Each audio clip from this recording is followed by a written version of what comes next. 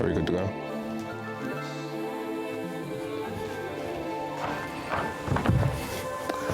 What's up? My name is Christopher Ryan, and I'm the next guest on What Top Time Philly at Home Edition. Let's go. Let's go. We do have a Philly in there, but I kind of like it. Yeah, why not? So, who is Christopher Ryan? Christopher Ryan is a creative, first and foremost. I'm also a son. I'm a family man. I am a friend. I would like to consider myself a brother to many. I'm many things, but all in all, Christopher Ryan is a creative. The one thing I will own through and through is a creative. I'm an artist in every aspect, so. Did it take you a while to figure out that bottom line, who Christopher Ryan is, which is a creator? I definitely think it took a couple of years. I think I always knew that I didn't really fit in one specific box of just doing one thing. I have the benefit of being the youngest in the family, so I got to see so many other people do so many different things. But I think I just always marched to the beat of my own drum. And once I graduated high school and had the resources to truly just do what I wanted and to invest in what I wanted, I was able to really come to terms with like who I was, and that was a creative. That was buying my first camera, that was buying my first set of studio equipment, just being a creative and creating any art that I could anytime. Right, so that brings me to my next thing. You didn't start making music, you started with different form of art, right? Yes. Okay, and that was photography. How did you bridge that gap? What made you want to switch over to making music or writing music? I'll say that as a child, I always wrote music. Music has always been like a first love for me. I think that because it came so naturally for me, I at times disregarded how impactful it truly was.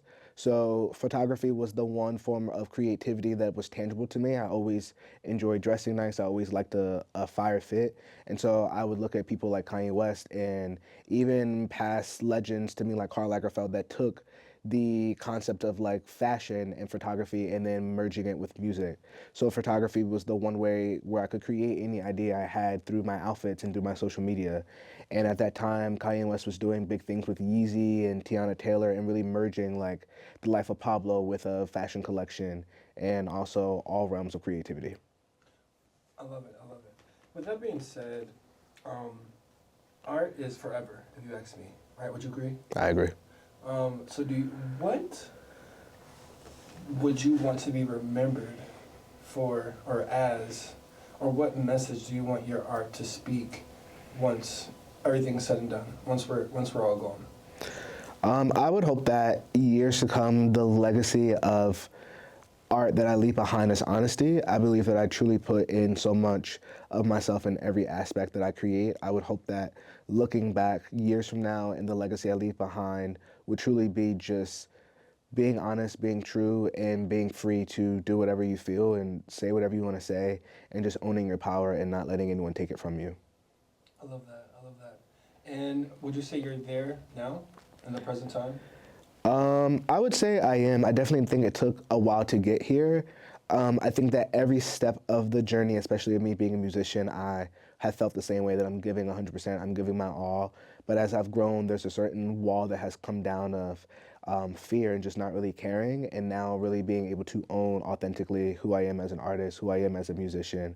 And I think I've been there, but I think I am there now, and I think if you ask me in 10 years from now, I think I'm always going to be here. I think I always just give 100%, and I'm always honest, and I hope that if the journey were to stop now, the legacy still would be the same as if it keeps going for another 50 years.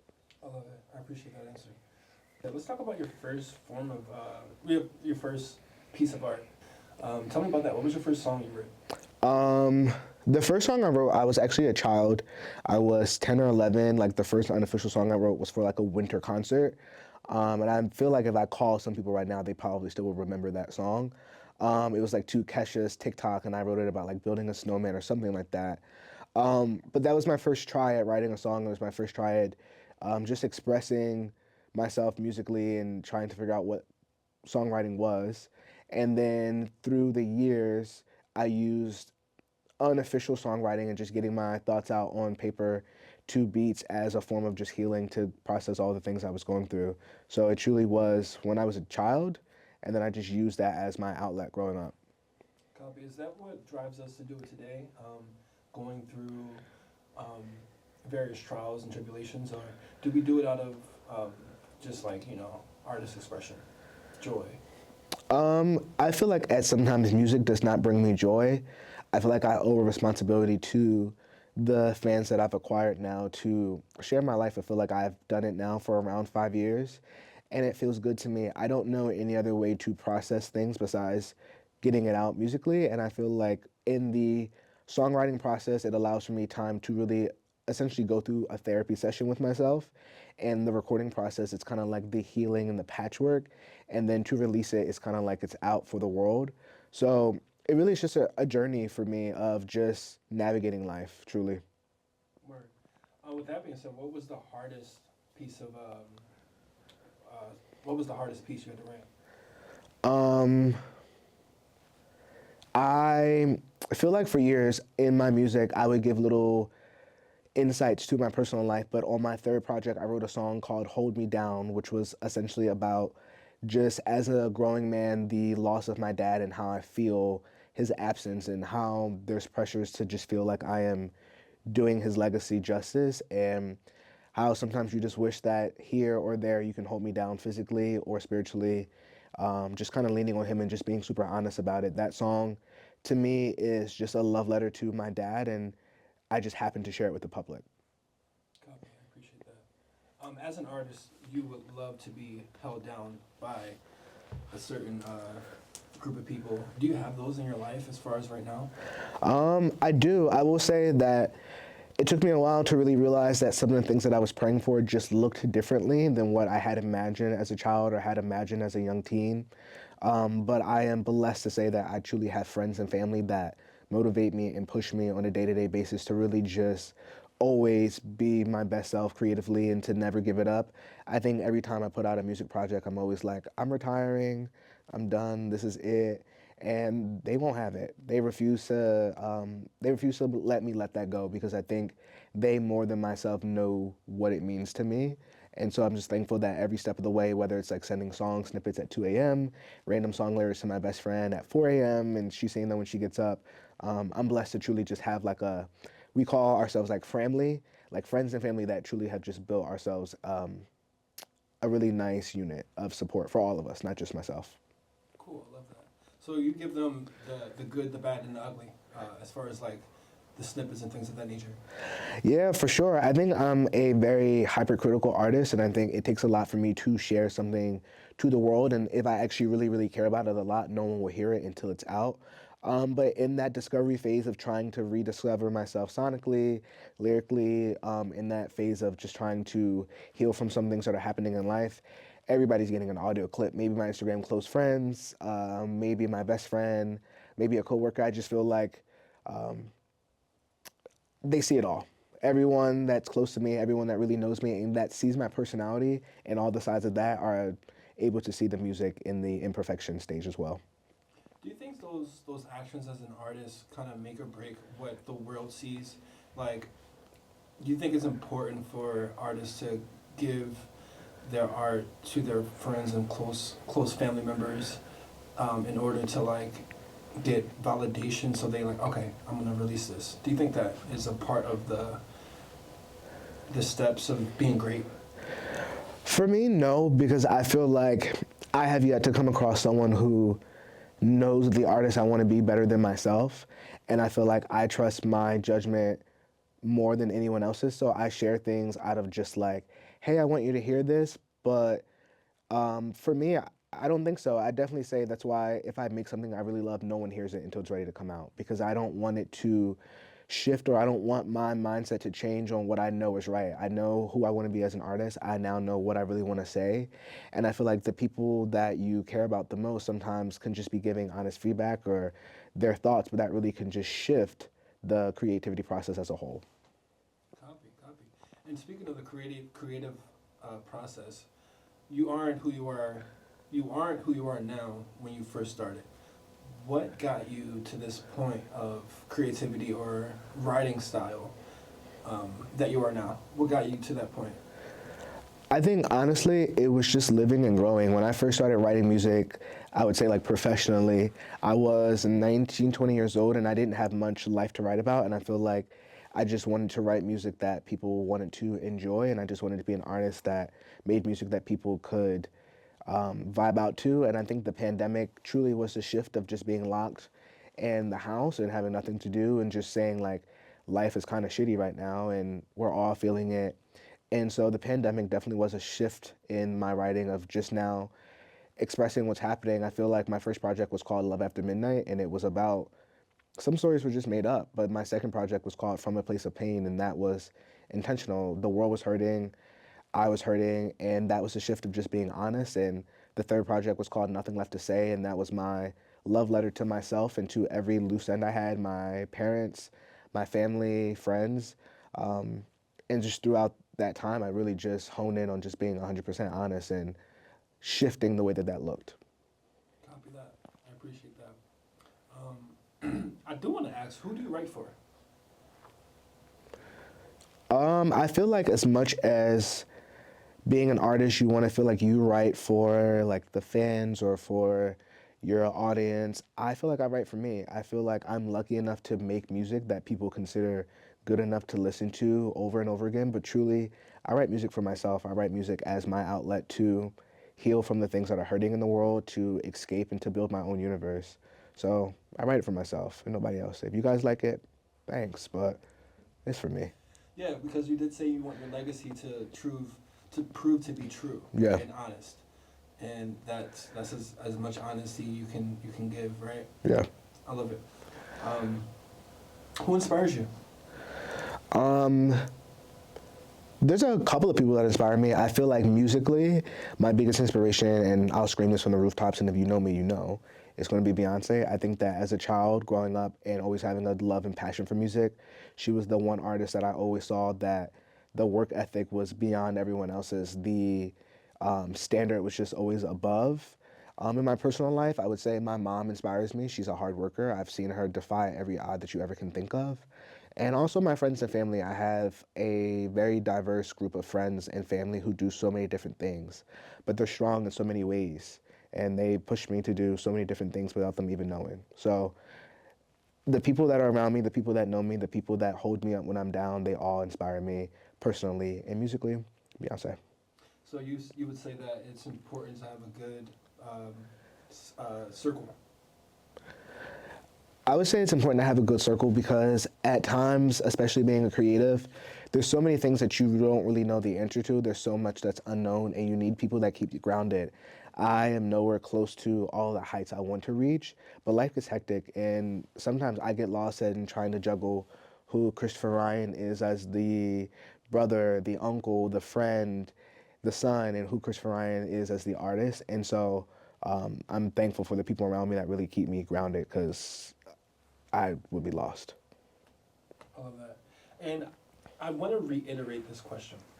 I asked you before, who is Christopher Ryan? And you told me who you were. But do you really know who you are? Are you writing to figure out who exactly Christopher Ryan is? Or are you writing because you know exactly who you are and you need to just express it? I think that I know who I am in this current moment in time. I don't know who I'll be. And I don't know who Christopher Ryan is tomorrow. Something can happen today that will change me forever. So I think that when I'm writing in present time, I am writing from the perspective of like who I know I am and at sometimes who I know I want to be. But I can only speak for the life I've lived in the past that I come from, and I know who I am in this moment. Um, I know who I am in this moment as a person. As an artist, I feel like so much is unknown. I'm always growing and evolving and just allowing life to teach me. But as a person, I know who I am. But as Christopher Ryan, the artist, I feel like every day is just something different. And today, Christopher Ryan, the artist, is a sort of a Casanova or a heartbreaker or some sort. What would you describe Christopher Ryan today as far as this new tape is concerned? Speak on that. Um, this Christopher Ryan as the artist this day is fearless, unapologetic, um, and I would say ruthless. I feel like this artist persona for this latest tape truly is about taking a simple idea and just taking it to the max. I feel like sometimes people will be like, "Oh, you're the worst," but it's like, you want the worst? I'll show you the worst. I'll take this. I'll take this to the top. And so for me, this is really just a exaggeration on all of the things that I feel like maybe I've experienced, and just creating a very elaborated version on a small seed that was planted of that Casanova, that heartbreaker, and just taking him to the max. And we appreciate the transparency provided on this tape. Um, what gave you the courage to do so? I feel like social media allows a perspective to be shown of dating, and especially from like a woman's point of view. And I feel like we have all of these like male bashing anthems, and women get the freedom to just say whatever they want about dating. And I felt like it was my turn to just be brutally as honest as well. I wanted to just be unapologetic, and the stories that are being told are true stories, and the people that are mentioned are real people, and they're real things that happen. And I'm sure I'm in somebody's group chat and the screenshots are being sent around, and I'm sure all of the things are being said. So why not just own up to it and just confess it to the world? So that way, I can't deny it, and you'll know what you're getting in the future. Indeed, indeed. With that being said, are we still breaking hearts today? I'm gonna say no. Um, that was a lie. That was a lie. I'm going to say the intention is not to break hearts. I will say with writing this project, there was a lot of healing that happened for myself, and realizing how I may have shown up in certain spaces, and how I may have truly just used other people to heal my broken heart at times. So the intention is to not break hearts. The intention really is to just be a lover boy now, and just to find my person. But that doesn't mean that there may not be a heartbreak that happens. I'm not intentionally breaking hearts anymore. I'll leave it there. Copy. With that being said, have you healed? Was this tape process for healing, or are we still trying to find healing? This project for me definitely was healing. I think that a lot of my dating life is kept like under lock and key. It's no one's business. And for me, I think it was just a moment of self-reflection in a different way. A lot of my previous music has been about healing from the outside world, but this time it was about me healing from sometimes the things that I'm not most proud of. And in writing them, and in sometimes writing the most dramatic version of a situation, truly allowed for me to identify some things with myself that I needed to work on and to make peace with. And I feel like coming out of this project, I really am healed. I'm healed from all of the hurt that I've caused, and all of the hurt that has been caused on to me. It sounds like you took accountability. Yeah. Cool. Do you have any advice for young men who struggle with taking accountability, as far as like knowing that they're the one who hurt the person? Do you have any advice for how to own up to that? I mean, honestly, the first step for me is healing yourself. I think that once you are able to heal yourself from the things that you juggle with, you're then allowed to take on the pressures from the outside world. Sometimes when the outside world is knocking at your door and you haven't opened yet, it can kind of feel like the world's fighting against you. But the key to accountability is healing those things on a one-on-one with you, and then opening the door for you to walk through all of the things you've done to someone else. I think that you really have to be okay with yourself first, and the good, bad, the ugly, and the indifferent, before you can take on the accountability of how you've shown up in the world. I appreciate that. You are performing a song today. Yep. Tell us about that. The song is called Tell Me. It actually was the last song written on the project. I was actually in the process of recording another song, and halfway through I was like, I don't like this. I just need something that makes this project feel like tied up. I just needed something that made everything make sense. And it is about two toxic lovers, and it's the one song in the project that shows duality exists in I'm not always a toxic lover, and that I've encountered some toxic lovers. And it's saying, tell me what game we're playing, tell me what's happening, because I want to play it too. And for me, it was placed in the middle of the project to really balance the scale of heartbroken and heartbreaker. I appreciate it. I can't wait to hear it. With that being said, what is one thing, we're going to close out, what is one thing the world should know? One thing the world should know is that everyone is walking in their own journey at their own pace, and everyone's healing. So when encountering people and when navigating spaces, navigate them from a place of love, navigate them from a place of grace, and just be patient with people in all the ways that you want someone to be patient with you. I said, what that time?